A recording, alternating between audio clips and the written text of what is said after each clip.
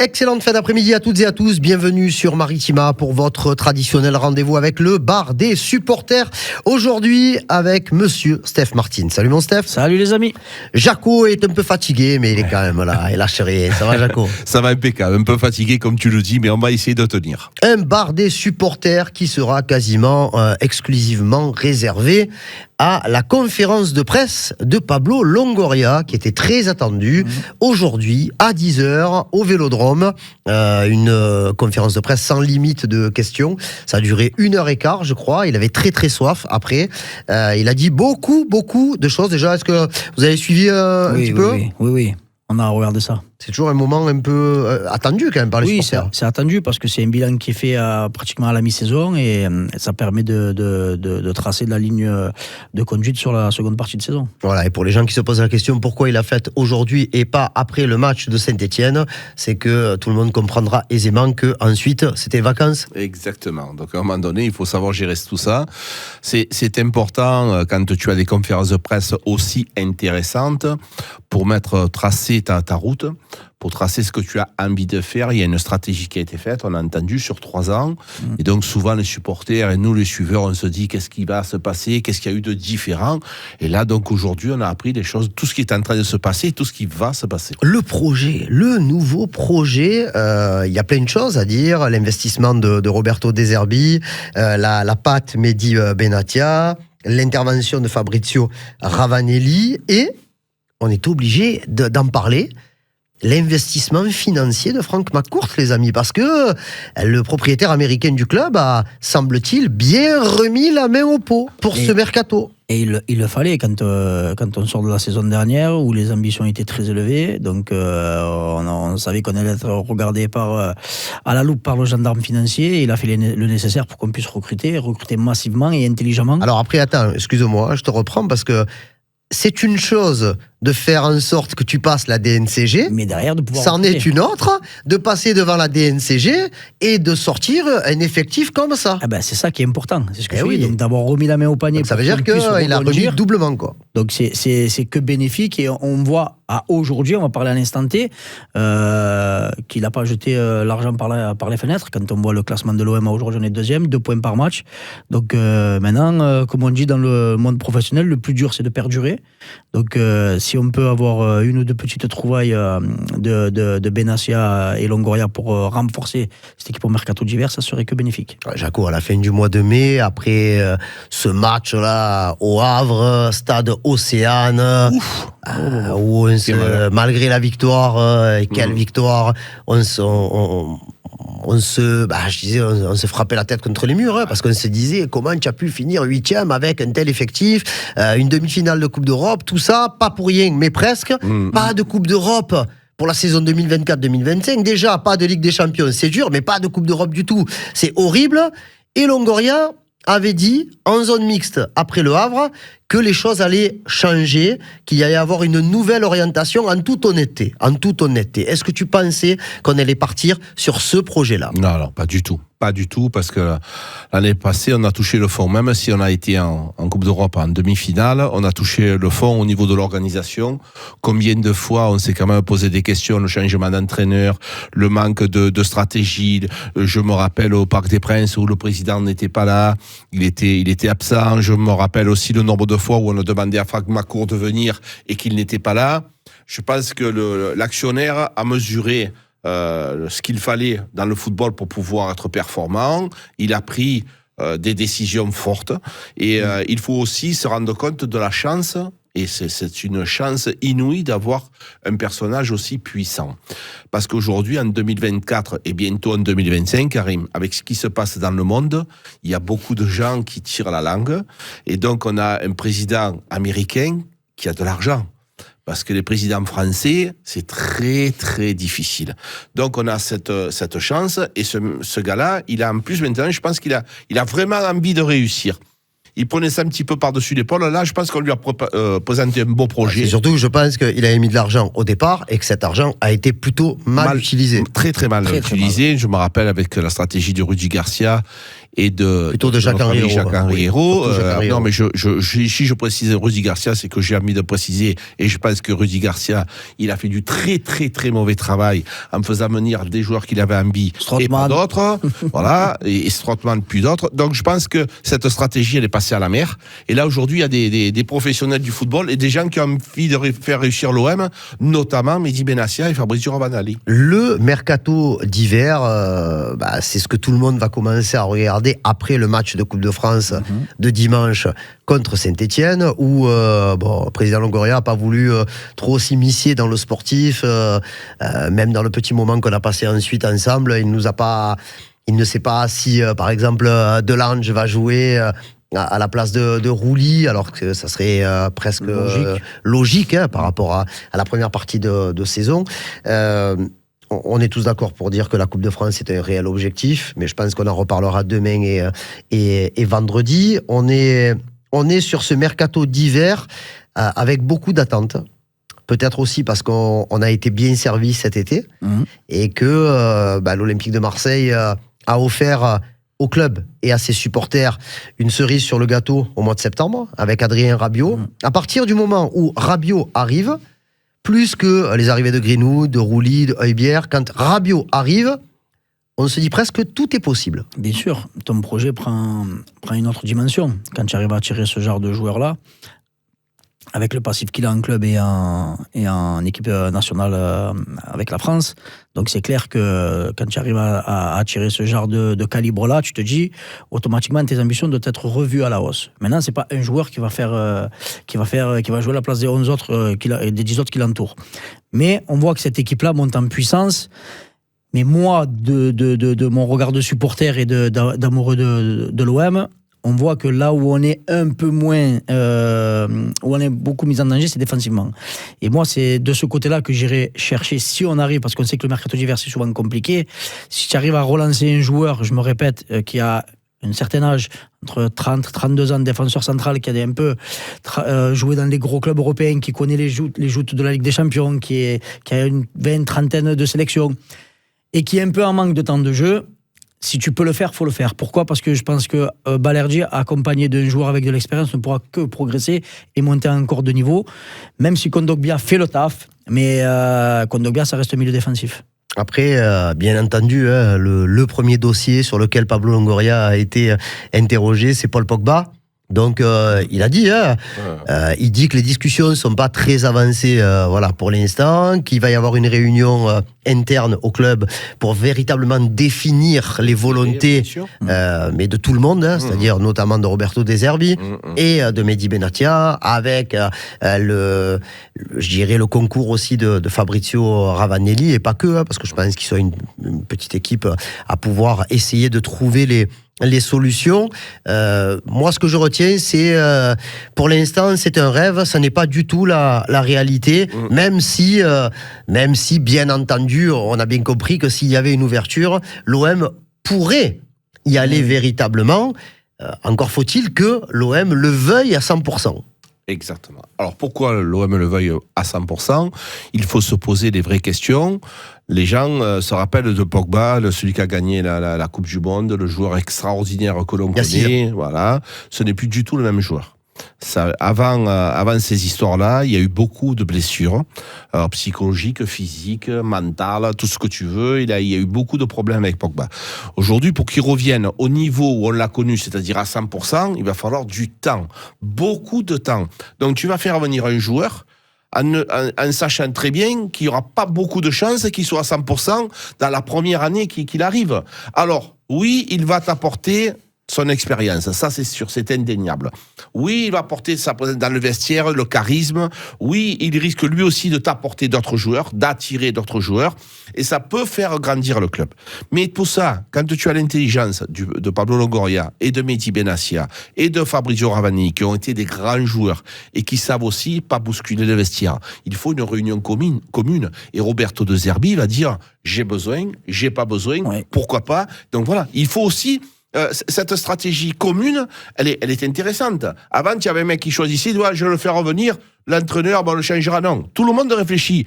Et quand tu as 4 ou 5 mecs qui réfléchissent en même temps, ça fait souvent des bonnes idées. Est-ce que tu, après avoir entendu le président Longoria, il y a à boire et à manger, Oui. qu'est-ce qu'on peut véritablement croire ou ne pas croire sur ce dossier-là? Après, c'est comme à chaque mercato, on a des dizaines et des dizaines et des dizaines de noms. Après, bien entendu, s'il y a une opportunité de pouvoir le faire, pour moi, il faut le faire. Voilà, avec tout ce que vient d'expliquer Jaco, c'est quand même quelqu'un qui a une certaine aura, qui a une prestance, qui a un vécu. Après, oui, tu sais que si tu viens même à le prendre au mercato d'hiver, de par le TAS, il ne peut pas jouer à partir avant mars. 1er si mars. je dis pas de bêtises.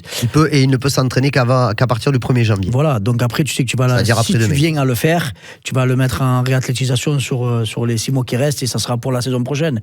Ou à moins de le faire entrer 5-10 minutes dans les 2 dernières journées, si tu viens le faire. Maintenant, s'il y a une possibilité, une opportunité. Pas complètement d'accord avec Voilà, toi. mais bon, s'il y a une opportunité, il faut y aller. Voilà, tu peux pas. Si tu peux faire Pogba et que Pogba a envie de venir et que tu as les reins solides pour le faire aussi, faut aller chercher l'argent aussi à un moment donné, parce que ça se paye ce genre de joueur-là. Mais si tu as moyen de le faire, faut le faire. Et voilà, et c'est là où on en arrive à comment gérer l'argent de ce mercato. Et par 3 ou 4 fois, Pablo Longoria a parlé de plusieurs joueurs en manque de temps de jeu, en manque de minutage, comme il dit. Il a même dit qu'à un moment donné, il avait un tableau Excel à la Jacques Bail chez lui, où il avait le temps de jeu pour chaque joueur. Oui. Donc moi, je vais prendre un exemple frappant. Bamo Meïté.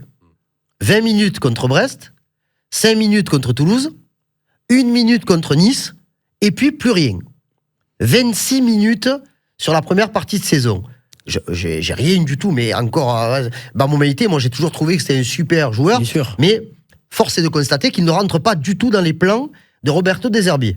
Parce que même s'il y avait eu 3 défenseurs centraux blessés, il aurait fait jouer 2 milieux défensifs en charnière centrale. Donc, Bamo Meïté pourrait faire partie de cette liste de joueurs qui partiraient. Chancel Mbemba, ils vont quand même essayer de le faire sortir, quoi qu'il arrive, mais il faut que le club qui veut Chancel aligne un peu d'argent. Après, il y a des supputations. Lilian Brassier. Voilà, je pense que son expérience est un petit peu douloureuse au final et que c'est peut-être celui qui, sur lequel on fondait beaucoup d'espoir et du coup sur lequel on fait machine arrière. Quid de Ismaël Koné? On ne parle pas d'Eli Wahi parce que Pablo Longoria a éteint le sujet. Ah ouais. Il a dit pas de départ pour Eli Wahi. On est persuadé que dans le futur, ça va être un très très grand attaquant européen. Avec tout ce que je t'ai dit, débrouille-toi, Jacques. Mais je me débrouille, Karim, je fais attention, parce que, mon chéri, à un moment donné, quand vous me parlez de richesse de banc, si vous faites partir tous les remplaçants, attends, excuse-moi, hein, l'état d'esprit, la réflexion, c'est pas de faire partir 4 joueurs pour en faire venir un. On est d'accord. Sachant que si moi Mbemba est un cas à part, parce qu'il est là, mais il n'est pas là. Pareil. Non, mais tous les joueurs que tu as cités, Koné, les Brassiers, à un moment donné, c'est des joueurs en capacité de venir un petit peu en cas de blessure, en cas de suspension, venir suppléer les manquants. Donc, il faut avoir de la vigilance. Il faut aussi, surtout, j'ai l'impression qu'il faut se baser aussi sur les salaires. La masse salariale, elle est quand même importante avec les charges, on le précise, parce que les gens oublient, 300 000 euros par mois, hors charge, plus les charges, c'est énorme. Donc, dans son tableau Excel, forcément que lui, il regarde aussi à la fin combien ça coûte charger. Et à ce moment-là, tu dis, est-ce que lui, finalement, je peux avoir un numéro 12 ou un numéro 13 un peu moins cher qui puisse rentrer. Ça, c'est envisageable. Donc, c'est aussi tous ensemble voir, et c'est là que les agents font rentrer des joueurs avec des capacités peut-être un peu moins intéressantes et qui vont peut-être moins nous faire vibrer, mais des numéros 12 ou numéro 13. Le cas Koné, il faut se poser la véritable question. Après, 4 matchs, 0 minutes. Voilà, c'est bizarre. Parce qu'il y a le cas Harit, Koné, Harit. Quand tu vois Nadir, chaque fois, c'est lui qui rentre à la place des deux, ça fait beaucoup. Donc, c'est vrai qu'il y aura forcément de la réflexion à avoir. Parce que tu es obligé maintenant de voir, comme il te dit dans son tableau Excel, combien ça coûte. Et ça coûte beaucoup d'argent. Donc, c'est du travail et c'est le mercato d'hiver. On rajoutera bien sûr Ruben Blanco, qui aura un rôle important, je pense, parce que si j'ai bien compris... l'Olympique de Marseille ne compte pas sur lui et il va falloir qu'il trouve une solution. Pablo Longoria a dit qu'il n'avait quasiment pas vu de joueurs là qui lui avait parlé des problèmes de temps de jeu. Par contre, il dit qu'il y a les agents qui rôdent un petit peu. Est-ce que pour toi, alors déjà, peut-être qu'il ne faut pas faire partir et Meïté et Brassier. Non. Parce que pour le coup, voilà, il faut pas te retrouver, même si tu utilises beaucoup moins de défenseurs centraux que ce que tu as à ta disposition, à un moment donné, il faut savoir aussi pas partir comme un fou, en espérant que tu aies un joli parcours en Coupe de France, avec des matchs un petit peu plus à enchaîner. Oui. Bah, là, c'est pas la mer à boire, mais ça peut te proposer une saison à 40 matchs si tu vas au bout. Toi, dans tous les cas, même Longoria ne dit pas que la condition sine qua non, c'est d'avoir des départs pour recruter. Mais on comprend bien quand même que la masse salariale, c'est l'équilibre du club pour lui. Ça, il est revenu à plusieurs reprises là-dessus. Donc oui, après, il faut voir aussi à combien tu peux vendre. Parce que c'est des joueurs, comme tu viens de dire, qui, pour l'instant, depuis le début de saison, ont floppé. Donc je pense que leur cote a baissé, a chuté. Donc à voir qu'est-ce que tu peux faire ou ne peux pas faire. Pas tous. Parce que regarde, tu prends l'exemple la saison dernière d'Iliman Ndiaye. Oui. Iliman Ndiaye ne fait pas une grosse saison. Ouais, mais c'est le champion anglais. Champion anglais, ouais, mais bon, toujours à bien vendre. Non, mais Brassier, moi je suis persuadé qu'un club anglais peut mettre 10 millions. Ouais, mais c'est ce que tu payes, toi. Mais voilà. Après, à voir si tu arrives. Tu ne comptes pas quand même faire une plus-value sur un joueur qui ne marche pas chez toi. Ce que je te dis, c'est qu'il ne faut pas le vendre au rabais. Voilà. Et tu viens de le faire revenir. Si à chaque fois, tous les 6 mois, tu achètes des joueurs 10 millions, tu les vends 4, à bout d'un moment, c'est clair que ça va être compliqué pour le club. Koné, pareil. Aujourd'hui, on n'a rien vu. Est-ce que c'est un joueur qui a du potentiel? Oui. Est-ce qu'il nous a montré de belles choses dans les matchs de préparation? Oui. Mais aujourd'hui, on n'a rien vu. Voilà, à Sunderland. Après, tu as Brassier. Brassier à Brest. Ouais, c'était Brest. Est-ce que la marche, elle n'est pas trop haute en venant chez nous? Peut-être. Est-ce qu'il va pouvoir se relancer? Ça, on n'a pas la réponse à aujourd'hui. Mais, surtout qu'il est numéro 3, lui. Aujourd'hui, oui. Il y a Kondogbia, Cornelius et Brassier. Si tous les 6 mois, on change tous les joueurs. Et ça, c'est différent. Tu comprends? Là, il y a des fois où tu es numéro 2. Lui, il est numéro 3.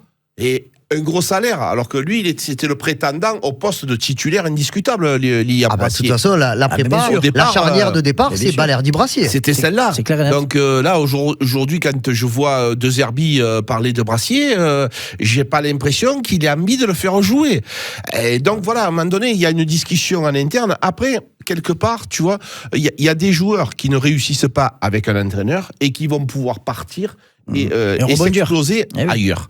C'est aussi la méthode de travail que tu as. Lilian Brassier, c'est quand même un bon joueur, les gars.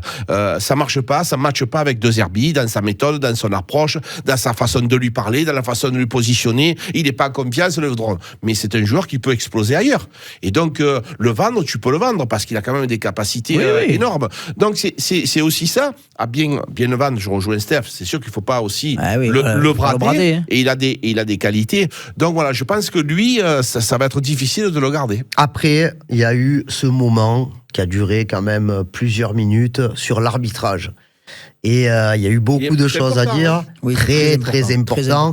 Moi, je retiendrai cette phrase. Il n'y a pas de cohérence dans l'arbitrage français. Je n'y comprends plus rien. Nous, on va le rassurer, nous aussi. On n'y comprend plus rien. Mais nous, ça ne date pas d'aujourd'hui qu'on monte au créneau. Donc, en parlant il y a eu une balle pour l'arbitrage et une balle pour la commission de discipline. Mais bien sûr, parce qu'il y a rien qui est cohérent. Il y a rien qui est cohérent. Ce qui se passe des fois avec l'Olympique de Marseille, il y a des choses qui se passent ailleurs et avec des propos des fois un peu plus injurieux, on va dire entre guillemets, ou avec un peu plus d'agressivité. Et quand il y a les retours des commissions, il n'y a rien du tout. Donc, c'est bien qu'il en parle ouvertement, qu'il en parle face à la presse. Après, il est dans les instances, dans les hautes instances, il faut savoir se faire respecter aussi. Et il est revenu aussi sur l'arbitrage en Coupe d'Europe, où il dit, voilà, en Coupe d'Europe, on sait comment on va être arbitré. En France, d'un week-end à l'autre, il y a des choses qui vont passer pour un arbitre, pour une VAR. Le week-end d'après, c'est complètement l'opposé. Donc, on ne sait plus comment faire, on ne sait plus comment réagir. Tout simplement, il va falloir à un moment donné, il faut taper du poing sur la table. Je vais même plus loin. Il note des dysfonctions dans l'arbitrage du même mec dans le même match. C'est très très important. C'est-à-dire qu'il peut laisser jouer pendant 10 minutes par exemple, on prend l'exemple entre l'OM et Lille, un ballon que récupère Greenwood en fin de première mi-temps sur le côté gauche dans les pieds de Zegrova, où il rentre dedans, mais viril mais correct. Et l'action va presque au bout, mais finalement il n'y a pas but. Et il laisse... Donc il laisse la possibilité de jouer, et 3 minutes après, il y a moins que ça, et il siffle. Donc il ne sait même pas sur quel pied danser, comme nous, parce qu'après, à un moment donné, je me suis dit, moi je suis fou pendant les matchs, on dirait dingue. Mais pour le coup, ça rassure un petit peu de se dire que ce que l'on voit, ce que l'on ressent est partagé aussi par le board. Bien sûr que ça rassure. Et ce qui est important, c'est que ce monsieur-là, quand il va expliquer aux arbitres, il donne des exemples. Parce que c'est bien beau de se plaindre. Oui. Si tu te plains et que tu donnes pas des explications cohérentes, là, les explications, elles sont plus que cohérentes. Il va demander à monsieur l'arbitre pourquoi il y a eu une action comme ça où vous avez laissé jouer, pourquoi 10 minutes après, vous sifflez faute. C'est là, quelle est la réponse à me donner à ça? Tu vois, c'est des exemples concrets. Si tu te plains, mais que tu donnes pas vraiment des choses précises, là, c'est précis ce qu'il demande. Moi, je me régale quand c'est intelligent comme ça. Des fois, tu vois, je me dis là, pourquoi j'ai pas pensé à ça? Et lui, il y a pensé. Et ça me plaît, ça me régale. Donc, c'est important. Quand il fait venir un arbitre dans le staff aussi, c'est aussi savoir d'avoir des explications. D'avoir la vision d'un arbitre. Voilà. Quand tu veux grandir un grand club, ça fait aussi partie. Donc, je trouve que Pablo Longoria aussi a progressé, les gars. Il est arrivé, c'était un jeune président, et là, au fil du temps, il progresse. Il a su bien s'entourer. Déléguer, c'est la chose la plus difficile à faire. Hein. Et il a su s'entourer des gens capables de gérer. Au niveau administratif, au niveau sportif. Donc moi je dis que M. Pablo Longoria a progressé et bravo. Et sur l'arbitrage, juste petite rectification à ce que tu as dit hier. Tu dis que maintenant, sur quelques cas, les arbitres sont venus... non, ils ne sont pas venus devant la presse. Ils sont venus chez les diffuseurs. Oui, chez les diffuseurs. Non, c'est pas la même chose. C'est pas la même chose que quand tu as 10 journalistes qui attendent pour la zone mixte ou un truc comme ça, avec l'arbitre, voilà. Ou alors que quand tu es à plateau avec l'oreillette, tranquille, c'était déjà une avancée. Mais c'est loin d'être suffisant. Mais ils ont vite arrêté. Hein. Très, très loin d'être suffisant. Et ils ont vite arrêté. Oui, le taxi a parlé sur le carton rouge d'Harit. Mais bon, malheureusement, sur les matchs de l'OM quasiment à domicile, presque tous les 15 jours, tu pourrais avoir un arbitre sur le plateau. Bon, messieurs, c'est déjà terminé. On n'a pas fait toute la conf, parce que... Mais bon, ça va vite. Hein. C'était le débrief de la conf de Pablo Longoria. J'espère que vous avez pris autant de plaisir que nous à pouvoir échanger sur ce sujet. Demain, pas d'émission traditionnelle, puisqu'on vous proposera un entretien qu'on enregistrera en début d'après-midi à la commanderie avec Quentin Merlin, le latéral gauche, piston, faux ailier, ce que tu veux, de l'Olympique de Marseille et unique buteur marseillais. Samedi dernier, contre Lille, on espère qu'on va se régaler, mais je n'en doute pas une seule seconde. Merci beaucoup, mon Steph. Toujours un plaisir. Jaco, du miel, du citron, de l'eau chaude. Les camarades. Merci les gars, bonne soirée. Allez, bonne soirée à toutes et à tous, et rendez-vous donc demain 18h avec Quentin Merlin. Ça ne sera pas du direct, on vous le dit par avance, nous ne sommes pas des Pinocchio, et donc ça sera un entretien d'une vingtaine de minutes à retrouver dans le cadre du bar des supporters. Bonne soirée à toutes et à tous. Toute la saison sur Maritima, avec votre concessionnaire Nissan Marseille, l'Estac et Aubagne Groupe Morin. Suivez en direct l'Olympique de Marseille. Dimanche 22 décembre à 14h45, l'OM se déplace à Saint-Etienne en 32e de finale de la Coupe de France. Vivez le match en direct sur Maritima en compagnie de Karim Attab et Jacques Bail. Avec notre partenaire, votre concessionnaire Nissan Marseille, l'Estac et Aubagne Groupe Morin. Nissan, Defy Ordinary, défiez l'ordinaire.